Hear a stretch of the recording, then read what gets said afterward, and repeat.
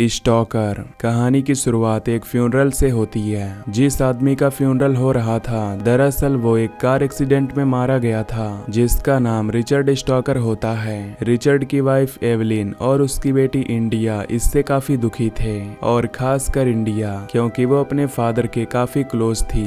खैर, अब फ्यूनरल के बाद इंडिया अकेली बैठी हुई थी कि तभी उसकी माँ एवलिन उसे मिसेज मैकगैरिक की किचन में हेल्प करने को कहती है। दरअसल मिसेज मैकगैरिक उनके घर की पुरानी केयर टेकर थी। काम करते वक्त इंडिया अपने घर की दो मेड्स को आपस में बात करते हुए सुनती है, जो कि उसी हादसे यानी कि एक्सीडेंट के बारे में बात कर रही थी। वो कह रही होती है कि जब रिचर्ड का एक्सीडेंट हुआ था तब उसकी बॉडी पूरी तरह से जली हुई थी। उनकी बातें सुनकर इंडिया का दिमाग खराब हो जाता है। तभी उन मेड्स के पास मिसेज मैकगैरिक आती है और उनसे जल्दी काम करने को कहती है, जिसके बाद मिसेज मैकगैरिक इंडिया के पास जाती है और उससे उसके बर्थडे प्रेजेंट के बारे में पूछती है, जो कि इंडिया के डैड ने उससे मरने से पहले दिया था। दरअसल वो इंडिया के हर बर्थडे पर उसे शूज लाकर दिया करते थे, और ये उसका 18th बर्थडे होता है। लेकिन इस बार ऐसा नहीं था। इंडिया कहती है कि उसे वो बॉक्स मिला था, लेकिन उसके अंदर खाली एक चाबी थी, लेकिन उसे आज तक पता नहीं चला कि वो चाबी किस चीज की है। अब वो मिसेज मैकगैरिक से इस चाबी के बारे में पूछती है, लेकिन उन्हें इसके बारे में कुछ नहीं पता था। खैर, इसके बाद इंडिया हॉल में जाती है,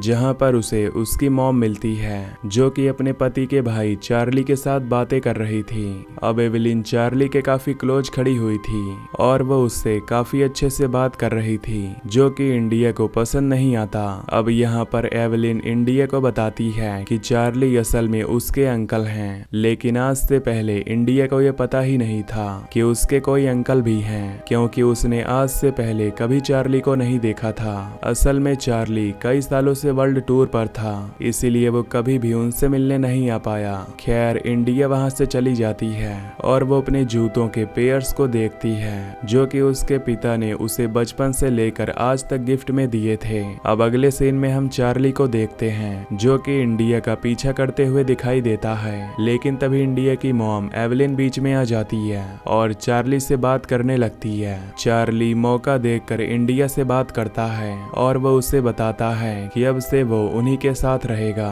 इंडिया ये सुनकर कुछ खास खुश नहीं होती। अब एक दिन इंडिया मिसेज मैकगैरिक और चार्ली को साथ में देखती है, जहां पर वो दोनों आपस में बहस कर रहे थे, जिससे हम मिसेज मैकगैरिक की बातें सुन पाते हैं, जो कि चार्ली से कहती है कि उसने वो सब कुछ किया जो उसने कहा था। उसने उसे पूरे साल तक इन्फॉर्म किया, हर चीज के बारे में बताया। वो उसके साथ ऐसा नहीं कर सकता। इंडिया उनकी ये बातें सुन लेती है, लेकिन इस पर वो ज्यादा ध्यान नहीं देती। अब इस बहस के बाद होता ये है कि मिसेज मैकगैरिक अचानक गायब हो जाती हैं और उनके बारे में किसी को नहीं पता था, जो कि काफी अजीब बात थी। अब अगले दिन चार्ली और एवलिन साथ बाहर जाते हैं और इस चीज का फायदा उठाते हुए इंडिया चार्ली के सामानों को चेक करने लगती है, जिसके अंदर उसे एक टॉय गन मिलती है, साथ ही उसे पासपोर्ट और कुछ क्रेडिट कार्ड्स मिलते हैं। इसके अलावा इंडिया को उसके बैग में से एक बॉक्स मिलता है, जो कि ठीक वैसा ही बॉक्स था जिसके अंदर रिचर्ड इंडिया को शूज गिफ्ट में दिया करता था। इंडिया उसे खोलने ही वाली थी कि तभी वो लोग घर पर लौट आते हैं, जिसके बाद इंडिया सारा सामान पैक करके नीचे आ जाती है। अब एवलिन मिसेज मैकगैरिक के बारे में इंडिया से पूछती है, जिस पर वो उसे बताती है कि वो अभी तक नहीं लौटी हैं। तब चार्ली कहता है कि वो उनके लिए खाना बनाएगा। खैर, वो लोग इंडिया के लिए आइसक्रीम भी लेकर आए थे,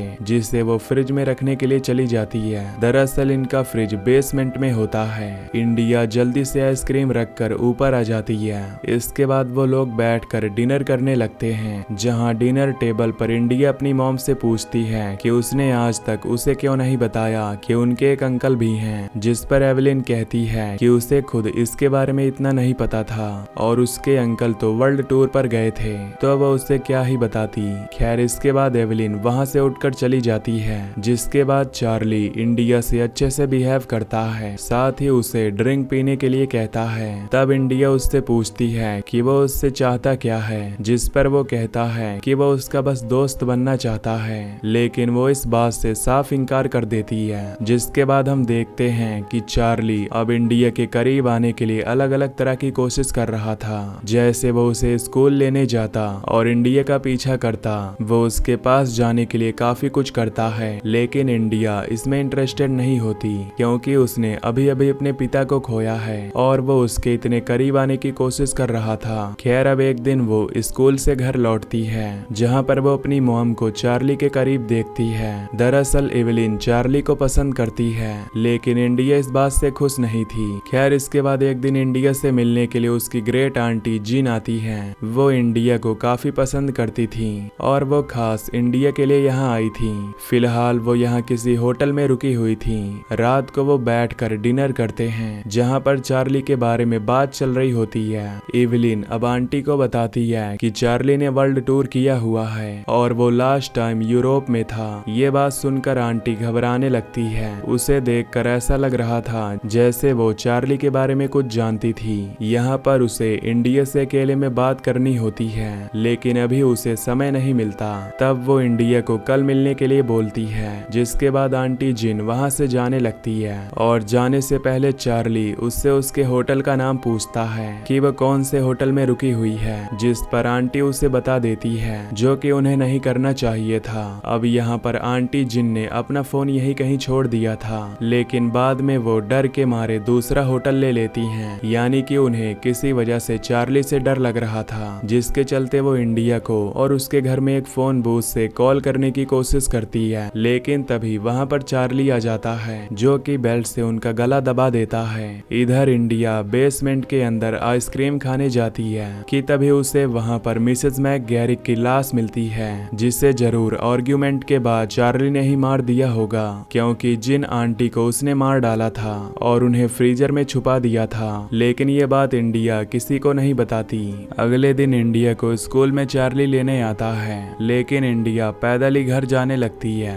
अब स्कूल के अंदर जो काफी सारे लड़के होते हैं वो उसे परेशान करने लगते हैं, स्पेशली एक क्रिस नाम का लड़का जो उसे बुली करता है। लेकिन इंडिया अपना इनर एग्रेशन उसके ऊपर उतारती है। वो उसके हाथ में पेंसिल चुभा देती है, जिसके बाद एक और क्लासमेट का अटेंशन उसकी तरफ चला जाता है, जिसका नाम विप टेलर होता है। अब जैसे वो वापस घर पर आती है तो वहाँ हम देखते हैं कि एवेलिन और चार्ली इंटीमेट हो रहे थे, जिससे वो काफी गुस्से में आ जाती है, जिसके चलते वो सीधा एक डाइनर पर जाती है, जहाँ पर उसे विप मिल जाता है और वो और विप अब जंगलों में जाते हैं, जहाँ पर वो मेकआउट करने लगते हैं। लेकिन इंडिया बहुत ही ज्यादा गुस्से में आ जाती है और वो उसके लिप्स पर बाइट कर देती है, जिसके चलते विप को लगता है कि वो उसे सिग्नल दे रही है और वो उसके साथ में गलत काम करने ही वाला होता है। लेकिन तभी चार्ली वहाँ पर आ जाता है और वो विप की गर्दन तोड़कर उसे मार डालता है। तभी हम नोटिस करते हैं कि इंडिया चार्ली का साथ देती है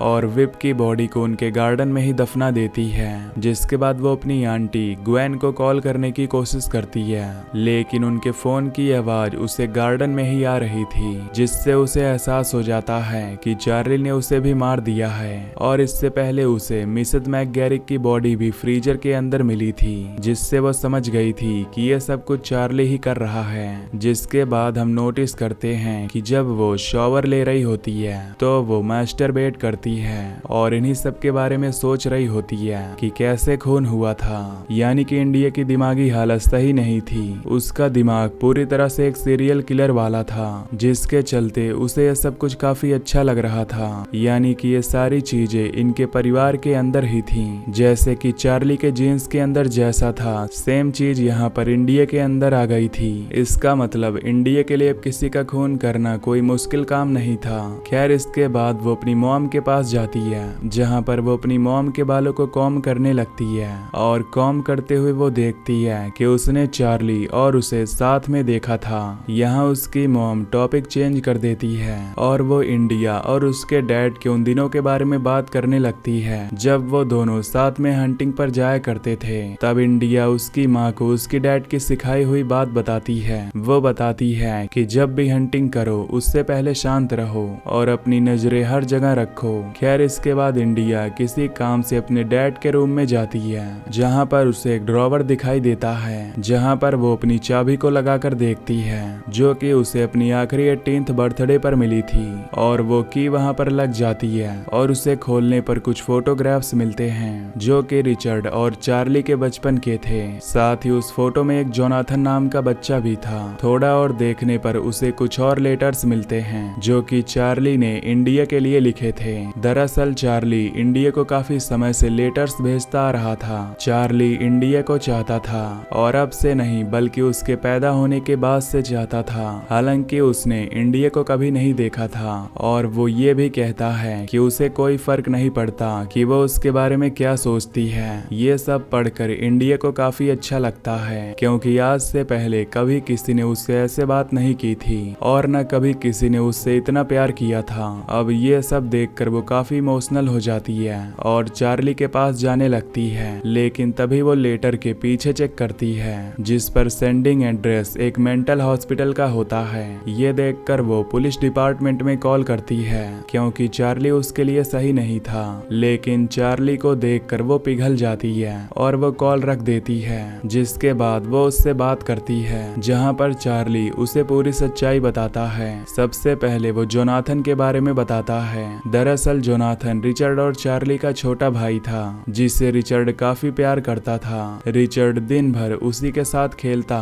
और चार्ली के साथ वो जरा भी वक्त नहीं बिताता। अब एक दिन जोनाथन सैंड में खेल रहा होता है कि तभी चार्ली ने जेलसी में उसे वहीं सैंड में जिंदा दफना दिया था, जिसकी वजह से उसका दम घुट गया और वो मारा गया। जिसके बाद जब सबको पता चला तब उसे एक मेंटल इंस्टीट्यूट के अंदर भेज दिया गया था। इसका मतलब ये कि वर्ल्ड टूर वाली बात झूठ थी। खैर इसके बाद जब वो पैदा हुई तब उसने वहीं से उसे वो सारे लेटर्स पहुंचाए थे। उसने उसका इंतजार किया 18 साल के होने तक का और जब वो फाइनली मेंटल हॉस्पिटल से बाहर आया तब उसे रिचर्ड लेने के लिए आया था, लेकिन वो उससे खुश नहीं था। रिचर्ड उसे पैसे और एक अपार्टमेंट देता है ताकि वो उस अपार्टमेंट में रहे और उसके परिवार से दूर रहे क्योंकि वो जानता था कि कहीं न कहीं यहाँ पर चार्ली की दिमागी हालत अभी ठीक नहीं थी। रिचर्ड बचपन से जानता था कि चार्ली के अंदर कितनी जेलसी है और उसके चलते वो किसी को भी मार सकता है, लेकिन चार्ली को ये बात पसंद नहीं आती।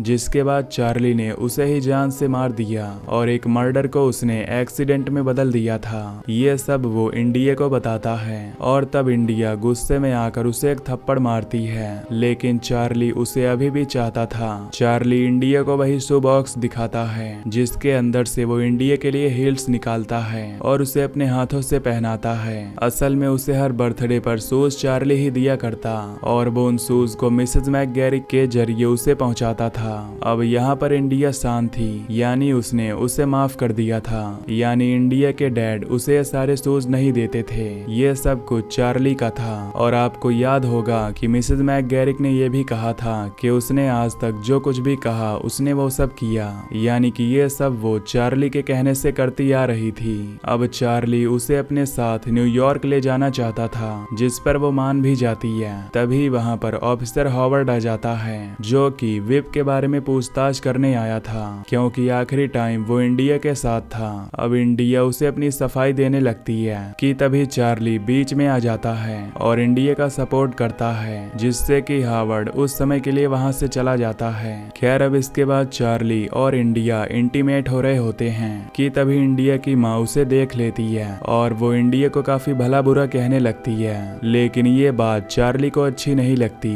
तभी चार्ली इवलिन को अकेले में सेड्यूस करने लगता है, लेकिन वो धोखे से उसे अपनी बेल्ट से जान से मार डालता है। तभी इंडिया आती है और उसे शूट करके मार डालती है। चार्ली मौके पर ही मारा जाता है, जिसके बाद इंडिया उसे अपने बैकयार्ड में ही गाड़ देती है। अब इसके बाद वो चार्ली की कार उठाकर सब कुछ छोड़कर न्यूयॉर्क जाने लगती है। तभी ओवर स्पीडिंग करने की वजह से ऑफिसर हॉवर्ड उसे रोक लेते हैं। वो उससे पूछताछ करते हैं कि वो इतनी जल्दी में कहाँ जा रही है। तब इंडिया कहती है कि उसे बस उसकी अटेंशन चाहिए। इसी बीच इंडिया उसे मौका देखकर उसके गले पर वार कर देती है जिससे वो तड़पने लगता है और फाइनली वो उसे शूट करके मार डालती है। यानी कि इंडिया उसके अंदर भी बहुत ज्यादा क्रिमिनल माइंडेड चीजें थी। वो बहुत ही ज्यादा खतरनाक सीरियल किलर बनने वाली है और उसे ये सब काफी अच्छा लगता था, जैसा कि हम ऑलरेडी देख चुके हैं। और इसी के साथ ये मूवी यहीं पर एंड हो जाती है। तो मैं मिलूंगा आपसे नेक्स्ट वीडियो में। Till then take care, love you, bye bye.